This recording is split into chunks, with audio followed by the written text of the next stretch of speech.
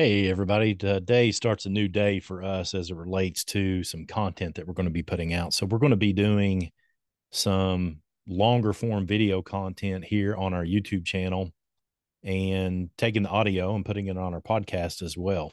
It's been a quite a race, if you will, a run on providing appropriate content, educational content that we feel can help people and trying to get it out in a way that's not too taxing on us, because I think our time is best spent teaching people in person and in our online membership.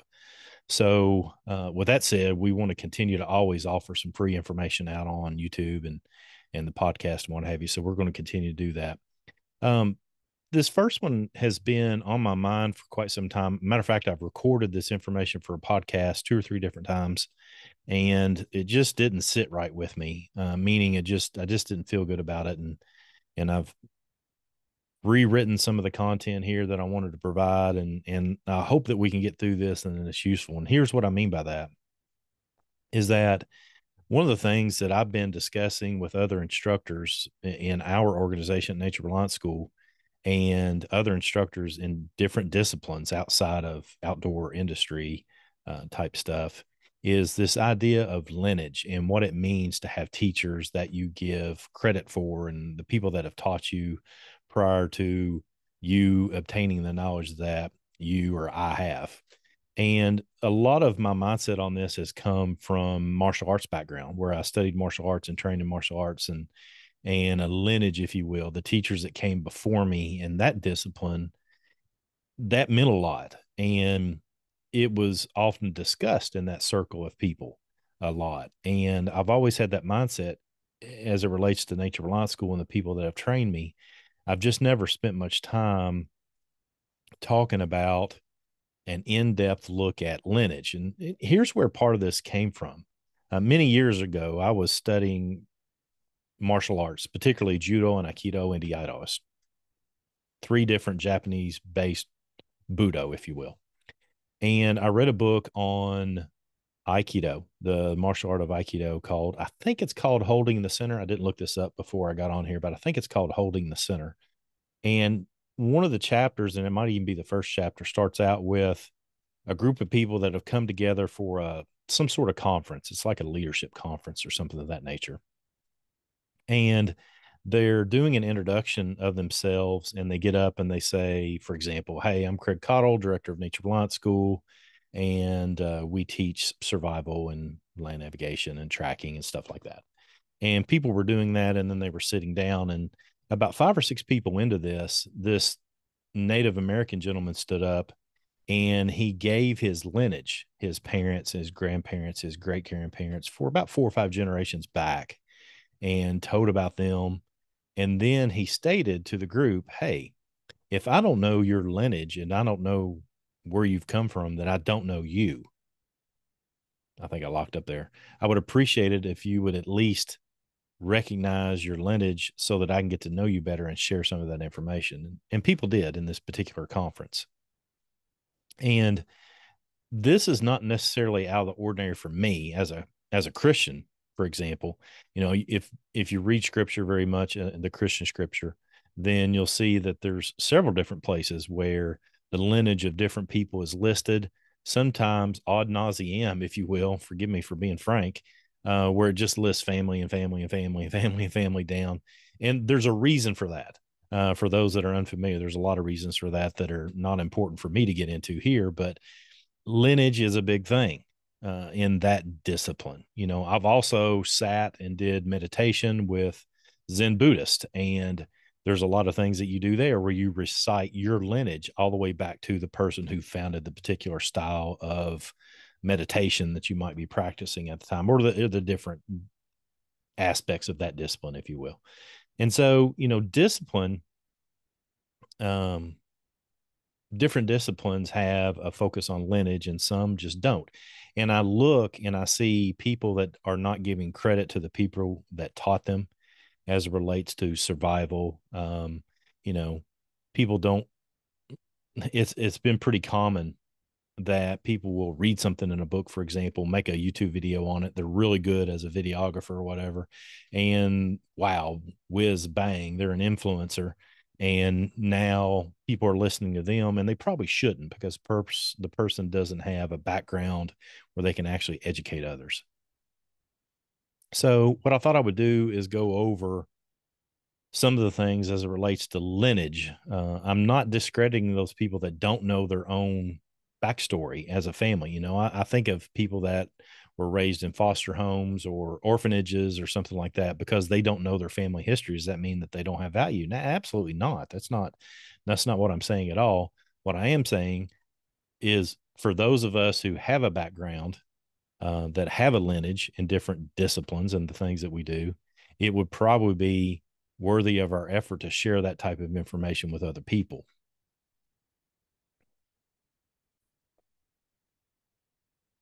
One martial arts, I guess, grandfather of mine said that it's a very lonely place to be that of a teacher, of an instructor. And I've actually tasted the fruit of that loneliness often, where, in a position where you're the man, if you will, it can be very lonely in many ways. And it seems odd to people to hear that, for those that are in that position, to feel lonely when we're surrounded by a lot of people. And one of the things that helped me understand myself better as an instructor is to always give credit where credit is due as it relates to my background and my lineage.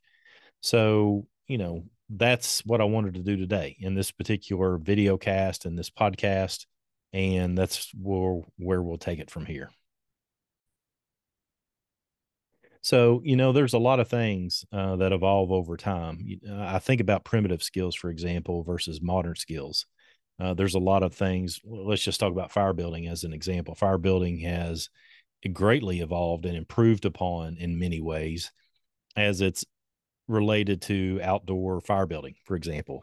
There's a big difference between a hand drill fire or a fire plow or something of that nature compared to just using a big lighter. And so I think it's important that we recognize, particularly if we're going to do skills that are old, primitive skills, for example, we probably learned that from someone who's put a lot of research into it, not somebody that just mimics somebody on social media, but rather, you know, somebody that's dedicated their lives or their way of teaching and doing things to different teachers. I think there's incredible value in that, so that there is a retention of certain skill sets so that we don't lose those to history. Now, not everything is like that. I mean, again, I'm a big fan of carrying a big lighter, even though I may have studied with people in a long line of teachers that taught me how to do bow drill, hand drill, whatever. I'm not saying that at all. I am saying that if you're going to be teaching things from a historical perspective, then understanding the lineage of it and where it comes from is important. And just case in point, since I'm talking about fire, is that a lot of people see bow drill fire making and just see it as a thing to do, rather than understanding that there's just a lot of places, particularly here in the United States, that Native American people never used bow drill. They used hand drill. They just never did a bow drill. And so understanding where those things occurred may help you become better at primitive skills, for example. And a lot of that'll come from a lineage. So one of the ways that I got attached to this idea of lineage is tracking. I won't say I've dedicated my life, because I haven't, but I've put a tremendous amount of effort into becoming a better tracker and to be a better teacher of things related to tracking. And so I come from, a long, ancient line of trackers. We all do. We've all come from a long line of trackers. I say this often, but the best trackers that I've ever read about, for example, Apache warriors, frontiersmen like Simon Kenton and Daniel Boone, those guys never went to Nature Reliance School to learn how to track. They never went to any tracking school to learn how to track. And that's why I often say the best way to learn how to track is to track. But there's certain things that I do because I was taught by different tracking instructors. And understanding that, I think, is a pretty critical aspect of being able to teach others so they know what their background is and stuff um, of that nature. So as it relates to my personal history and lineage, I grew up here in Kentucky. I've lived in Kentucky my entire life. I grew up near farmland. When I grew up, I was living on a street called Caudle Drive. It was basically the road that I lived on, the dead end street that I lived on was the former farm driveway into the family farm. And so when my grandparents had four boys, then they spread out on this road and built homes, and then the farming aspect of their lives went away and land was sold and they no longer farmed there. And other farms were bought and stuff of that nature. But that's where I grew up. I grew up near farmland where the field in front of my house is still, well, it's not now, but in recent history, it's become something else. But when I was a child, it was open farmland, and I would spend just all kinds of time playing in creeks and fields and climbing trees and all that sort of thing. And one of the things that was a central portion to the way that I grew up was hunting. My dad was an avid hunter. He took me. I rather enjoyed hunting. I still enjoy doing a lot of hunting, both small game and large game. And so that has been a big part of the development and my lineage, if you will, is learning how to hunt from my dad. There were things there that were learned about the ethics of a harvest. You know, you take sensible shots. You don't take wild shots. You have good marksmanship, whether you're shooting a bow or a rifle or a shotgun or whatever it is, at whatever animal you're going to take. And so those are things that were ingrained in me in a very early age that you just didn't fool around with. Now, my dad is what I would consider a pretty prideful person, and I wouldn't say that I am. I have some personal ill feelings about this idea of pride, but back then I took a lot of pride in, for lack of a better way of saying it, one shot, one kill. You know, I wanted to obtain a legal limit of doves out of a box of shells. And I wanted to, if I was going to shoot two deer in a season, I wanted to shoot two times. And if I wanted to shoot six squirrels, I wanted to shoot six times. And that was the kind of ethics and way of looking at shot placement and stuff of that nature. And that bled over into a lot of different things. Not saying that I kill a lot of things anymore, but at the point, just a respect for life. And if you're going to take life, you take it very seriously. It's not something you play around with. And so there's been challenges for me passing that on to my kids. My daughter had really no interest in hunting. That was something that just seemed foreign to her and she didn't want to do. And I respected that about her. And my son, he's done some hunting with me, but he just doesn't enjoy it as much as I do. And so, although I think, you know, I've made some steps necessary to teach a bunch of people how to hunt and try to help them. Um, Part of the reason is that I feel it's very important that that is secured for history and continues on. And so even though my own children are people that just didn't take an interest in it, then I'm going to do what I can to help others be able to do that as well. So moving on in some of the things, I had some great teachers when I went to, I didn't have what I would consider great teachers going through primary school up to 12th grade. I had some good teachers, but not great, not exceptional. I had some exceptional teachers when I went to University of Kentucky. And one of the teachers there was my first statistics professor. The second teacher that I would say was an exceptional instructor was my second statistics. I have a degree in statistics, but I have trouble saying the word. But one of the things that these two guys were very good at their craft, and they made me want to study statistics. And I took that to heart.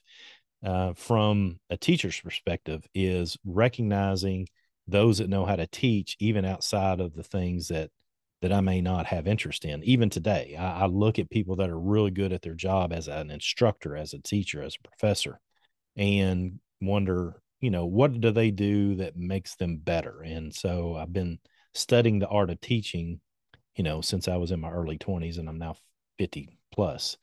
So I also had an instructor, and I love telling this story about my Kentucky history professor, Dr. Kleber. Dr. Kleber was my Kentucky history professor. I think it was my sophomore year at UK, University of Kentucky. And when he went through the roll on day one, he said, okay, when I call your name out, if you're from Kentucky, please, if you don't care, tell me where you're from. And so, you know, he said my name. I said, I'm from Winchester, Kentucky. And he said, "Oh, okay. So you're the Cottles that had bluegrass implement. Your family did this, your family did that." And then he told me about 2 or 3 generations back of what my family had done in Kentucky history. And he not only did that for me, he did that for every Kentuckian in his class. So because of that, that in my mind is an exceptional professor.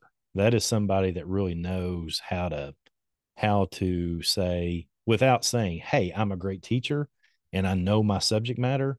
He made that abundantly clear in a very fun and I don't know if I want to say entertaining, but he definitely connected with us. And so I respected him and I learned a lot in that class. Now, as it relates outside of, my dad, he continuing into my education beyond what I did at UK as well.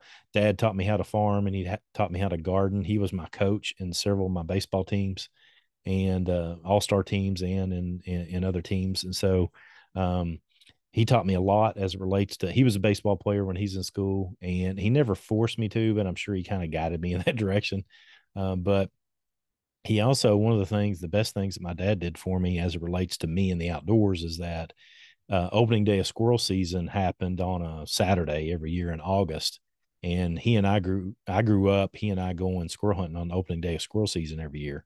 And one year we had a football practice. I played baseball all the way through high school, but we had a football practice and I was on the football team too. And I couldn't go because I couldn't go to our annual, squirrel hunt. And so he took my cousin and he and my cousin killed their limit squirrels, which was a problem for me. And I quit football practice the next day. I just didn't want to miss being in the woods anymore for football. I was terrible at it anyway. I was going to sit the bench and I knew it. I was not good at the skill of football. I don't think that really hurt the coach's feelings either. But I also had an uncle, my uncle Jimmy, who passed away a couple years ago now, and he did a lot of reenacting. He's the one that got me started in leather work. I've made pouches and knife sheaths, and I've built knives, and I've now built my first flintlock rifle. And Jimmy was, although my dad is the one that taught me a lot of black powder shooting, and he always had these things. He never dabbled in making them. And so my uncle Jimmy is the one that got me started in making a lot of period correct type stuff. And so that is a big part of who it is that I am and what I've done in the past. So it's getting darker here, so I'm going to turn the line on. So my mother, as it relates to further family development, my mother primarily raised me. My dad had a job away from home, and so she's the one that did most of the raising of me and keep me alive when I did a whole lot of stuff that probably could have put me hurt or injured or dead. And I learned a lot through osmosis through my mother. And so that was the upbringing I had in a lot of different ways. I was very fortunate for me that I had a mom and dad at home and my dad worked and my mom stayed at home. I was very fortunate that I did have that. And so that has been pretty instrumental in who it is that I am. And that's for certain. Now, beyond that, as it relates to spiritual instructors, I've had a couple of people that are just in depth up in my head as it relates to my spiritual development. Again, I mentioned I'm a Christian. I've been a Christian my entire life, um, more active at different times in my life than others as far as being in the church building and being around other people. I've always been active in my own head and my own reading and study.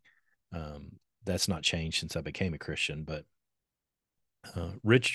Brother Ed Davis was my pastor at my church that I grew up in.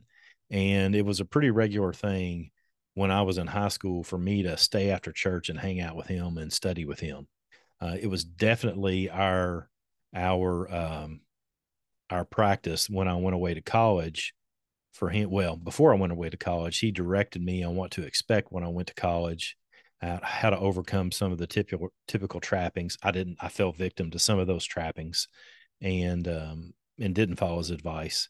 But it was still a regular thing that we would get together on a weekly basis and discuss the faith, the books. I mean, he recommended so many different books to me outside of scripture. And obviously he taught me how to study scripture. And so that was absolutely instrumental into my development in my faith as a believer in Christ. Beyond that, one of the books that he recommended was Celebration of Discipline, and another one, Freedom of Simplicity by Richard Foster. Richard Foster is a fantastic author. He was an evangelical Quaker. He wrote some books on simple life. And if you ask my family, they'll tell you that I used to drive them crazy when I was first reading those books, because those books would put a person, I'm a big fan of them. I haven't read them in a while. Those would put people into a real near poverty stricken state and be okay with it, which quite frankly, I'm very thankful for, because I've never been a wealthy person. But those books taught me the value of being free with simplicity and having a simple life. And discipline, meaning the Celebration of Discipline, was this book that's just been an absolute critical part of the development of me. So those men, Ed Davis and Richard Foster, I went to a course with him too. He taught me a lot about developing groups and teaching people, and from a Christian perspective. But the techniques and the usefulness of what we did there was applicable in any different things, just how to communicate effectively with people, how to let people know that they're cared about, how to communicate with people in such a way that you don't let them run rampant and do things they shouldn't be doing, but at the same time, you're not overbearing and stuff of that nature. But anyway, those two guys were pretty instrumental of me as a leader, in what it is that I do now, even. So beyond that, I've had some really good martial arts instructors. The first was Ben Van Arsdale. Ben Van Arsdale was my first martial arts instructor. He trained me in judo. He was a Marine, and he never took a penny for teaching martial arts. He just loved he just loved throwing people, and I love getting thrown by him and learning from him. That's for sure. He was an old grizzled Marine. He died at a very young age. He had lived what I would consider a hard life in a mental and physical perspective, and he died way too young. But I learned a lot from him as it relates to developing martial arts prowess and defense of myself and the defense of others. I had another instructor after him that's probably been one of the worst influences I've ever had in my life, in a negative sense. And I've said this numerous times, but because I had so many negative influences from him, he taught me how not to be. And so to a degree, there's a certain amount of that, a benefit that I've grown as a person from how ridiculously problematic he was being interjected in my life. I chose to study with him. It was my choice. There's no doubt. Studying under him was the time studying under him was good. The things he eventually did to me, and I'm not talking about sexual or physical abuse. Well, I shouldn't say physical abuse. I've got injuries due to him because he didn't really know what he was doing, and I thought he did. So with that said, I learned a whole lot of how not to be. And I think that's pretty instrumental, is that you can see people that might be charismatic and very good at what they do as it relates to social skills, but they may not be the best person that you want to lead or be led by or follow. Beyond that, Mr. Keith Moore, most appropriately known now as Mado Moore, who runs a Zen monastery in Wisconsin. He was my Aikido teacher. He was incredibly instrumental in my background of martial arts training and making me a much, much better martial artist. He was a fantastic martial art. He still is a fantastic martial arts instructor. And so he was very instrumental in developing me and my physical self as it relates to being in martial arts, and quite frankly, in a lot of different disciplines as it relates to, I studied breathing and meditation with him from the perspective of the way he teaches it. And he's very good at that. I didn't take that path for me, to follow into Zen Buddhism. There's a lot of things that I love about it, but it was obvious that to follow that path, you need to dig in, all in. And it's a very, very, very hard discipline. And it just wasn't for me. It just wasn't for me, although I greatly appreciate everything he taught me about it. And there is no, the way the way I learned there and the way I learned from Ed Davis, brother Ed Davis, there was really no conflict of interest there for me in my perspective. I could be wrong on that, but there was never any conflict of interest. Now, for most of you here that have been following me as the director of Nature Reliance School, I'm going to get into the meat and potatoes of the people that taught me about the outdoors, because that's why we're here. But I didn't want to forego these other teachers that I've mentioned, because who I am is based upon a lot of what they taught me.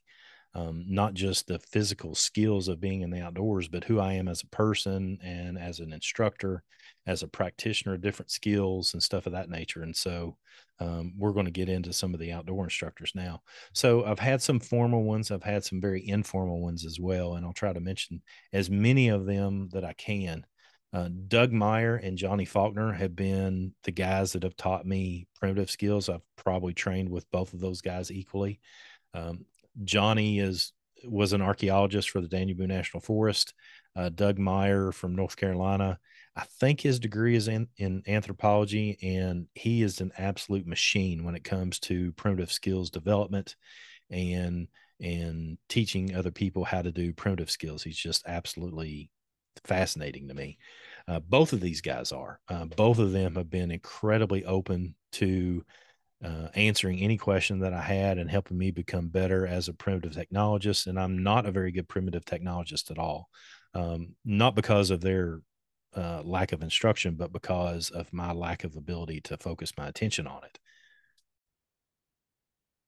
Now, one of the first guys that taught me things outside of my family as it relates to outdoors was Tad Norris. Tad Norris was a division of Kentucky Division of Forestry forester, and the property that I had at the time when he and I were working together, he was a private lands forester. Well, he did a lot of things as it relates to forestry, but there was a program that was a cooperative effort between the Division of Forestry and the Kentucky Department of Fish and Wildlife, called the Private Lands Wildlife whatever.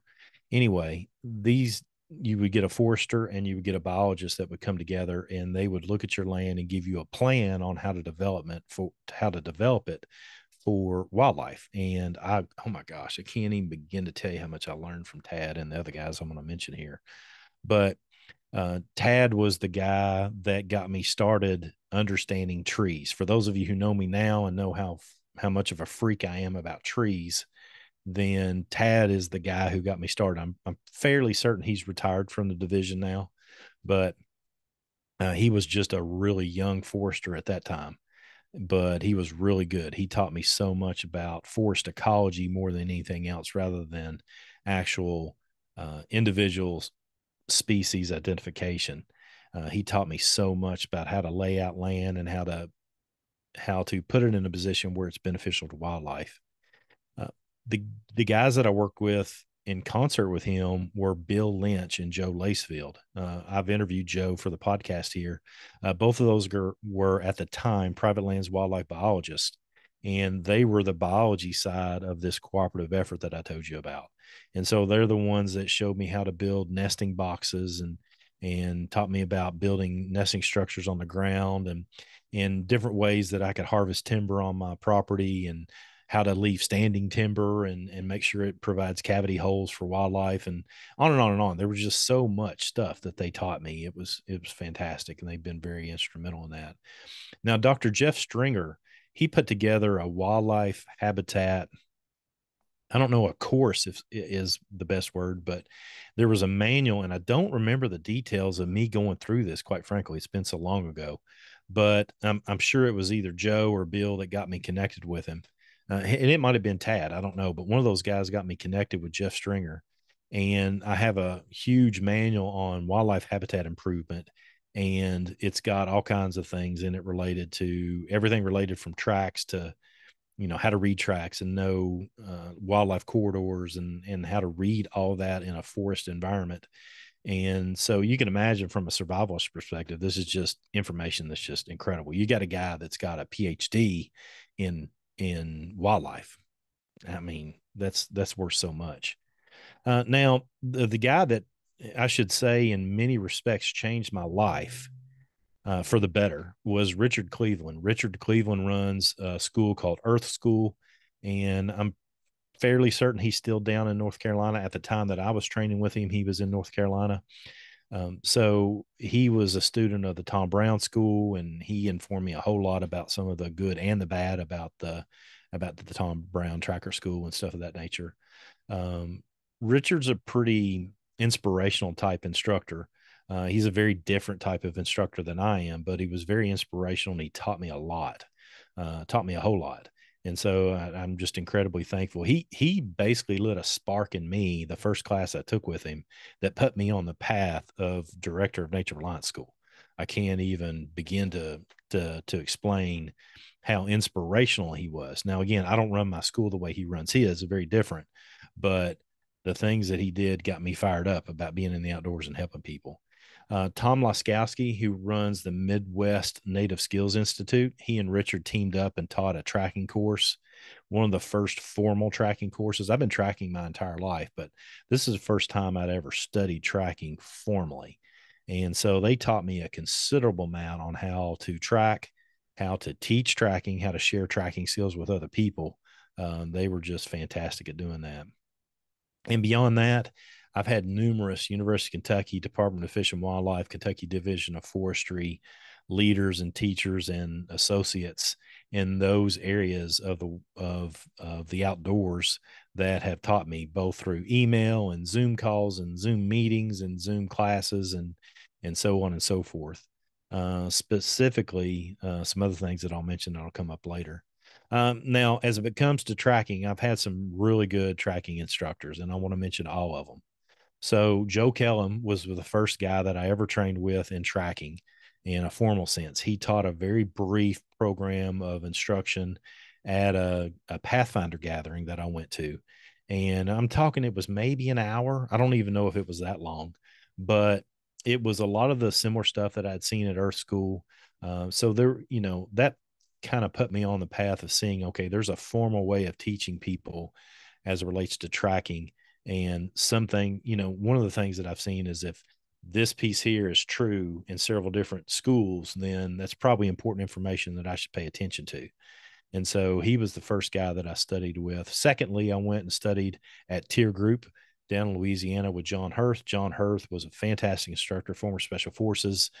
He runs Tier Group. He teaches small unit tactics and tracking, land navigation, some survival things down there. I found John to be a very engaging tracker, or a very engaging instructor. Lad Turner was an instructor that was helping him down there. Lad and I are still friends after that class. Lad's a great guy. He was a fantastic instructor, assistant instructor in that class. Beyond that, Mike Hull, Hull's Tracking Services out of Virginia, is probably the next one. Him and Cornelius Nash, that I'll mention in just a minute, are much like Richard Cleveland. Those guys absolutely put me on a path of being a tracking instructor in a way that nobody else has. Mike Hull has just been so absolutely open and free with information on helping me develop as a tracker, helping me develop the way that I teach tracking.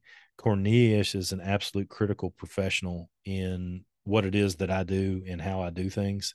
I went through some certification program. I don't know if it's certain. It's not really certification programs. You certificate of completion programs with those guys, several different courses. And that's all listed in my biography. I'll list it here in the links, but those guys were absolutely critical in my development, both as a professional and how to guide and direct classes. We've taught some classes together. And we've taught some really high speed people together. And it's just been life-changing, really. Mike has, I've been involved in helping Mike teach courses to more groups probably than Corn. But Corn came from West Point, and he'd served on some really important task forces in the United States military. And those two guys themselves, where Corn is real professional and polished, West Point, Mike is laid back, spitting tobacco, chewing tobacco kind of guy. And that, both of those guys have absolutely just as well, more so actually than Richard Cleveland, have developed me as a professional instructor. And so I can't thank them enough.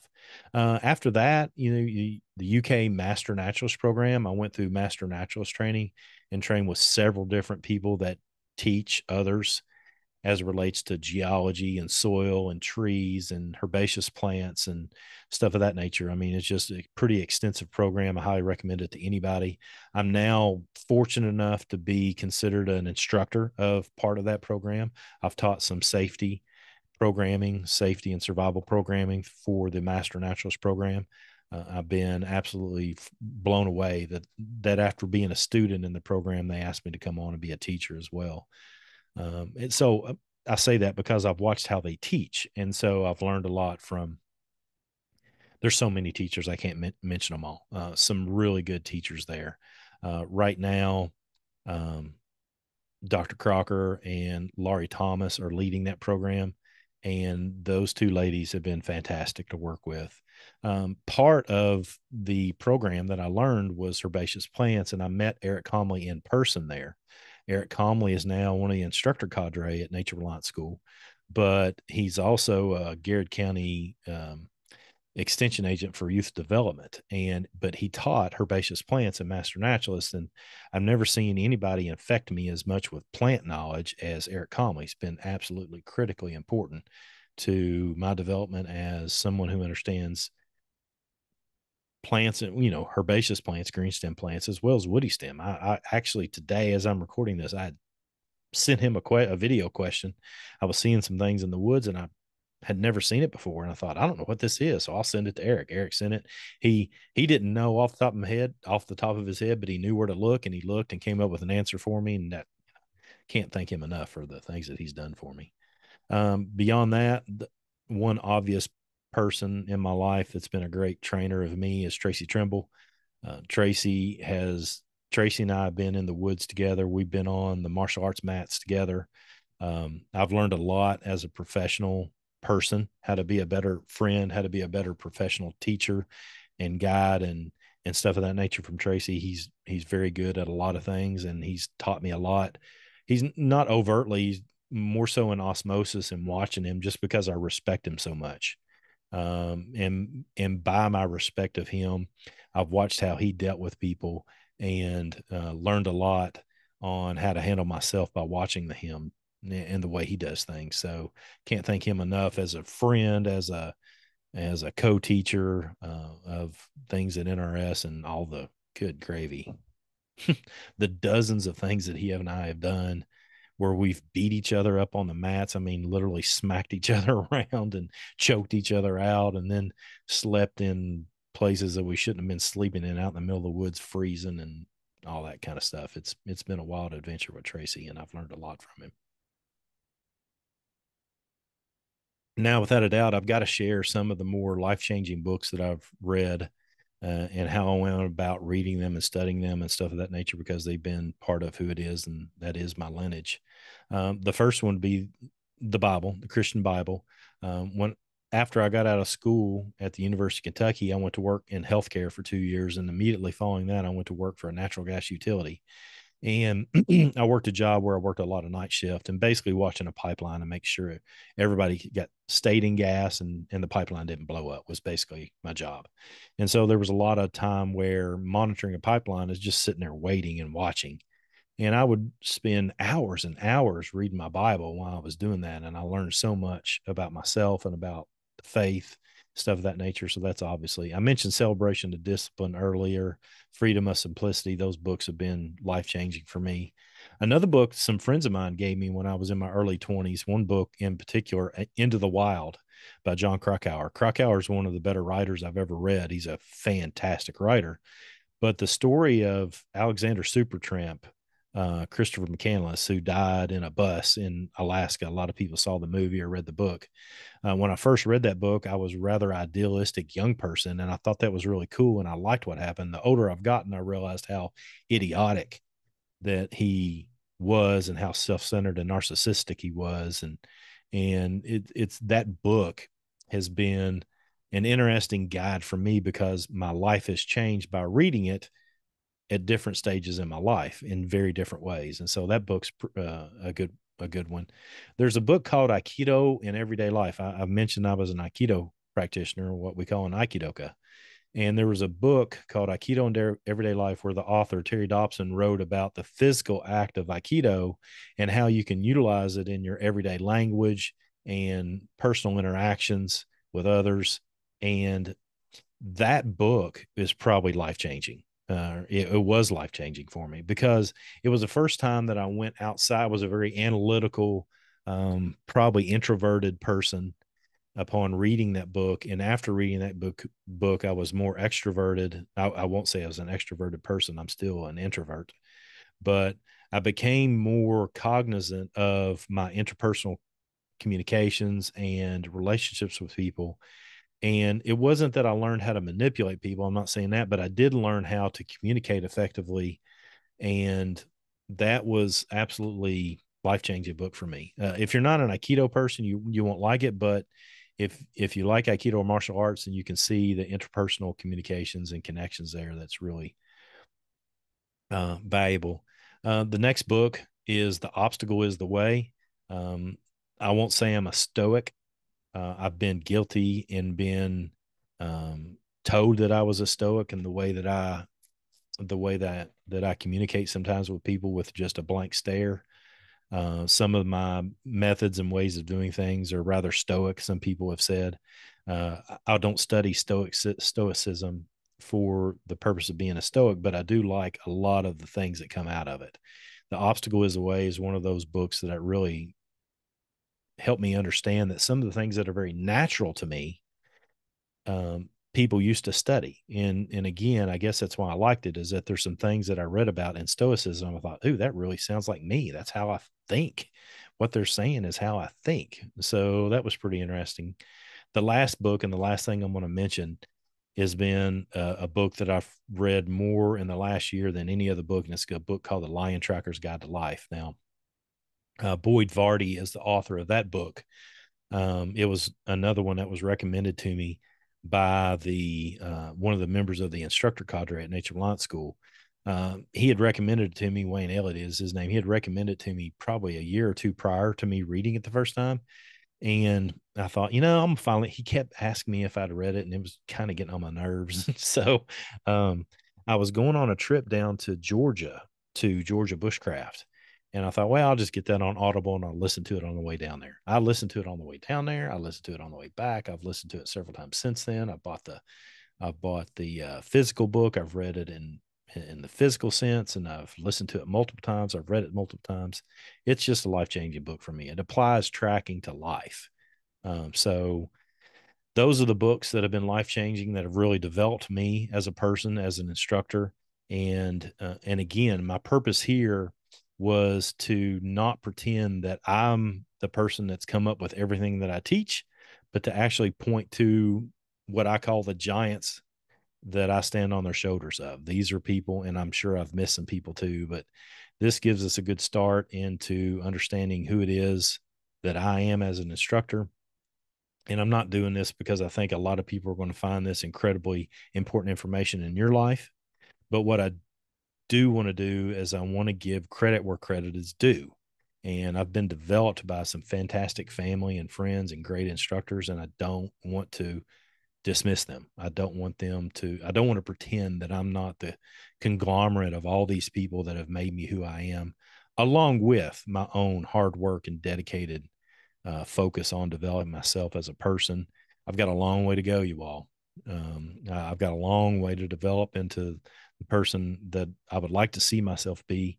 But I know that without these guys and gals that I've mentioned here, and I haven't mentioned my family, my wife in particular, but Jennifer's been so instrumental. But that's more of a thing between me and her than a public forum of this nature.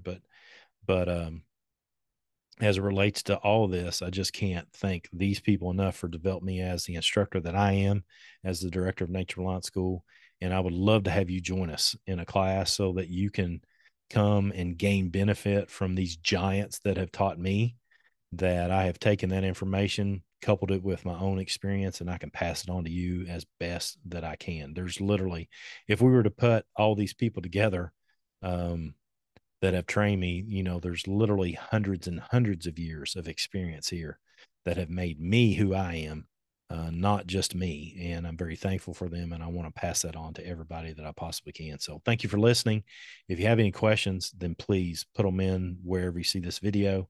And I'll be happy to share as much information with you as I can about my teachers and the people and the books that have developed me. Thanks for listening. Come on, join in. Let's learn together.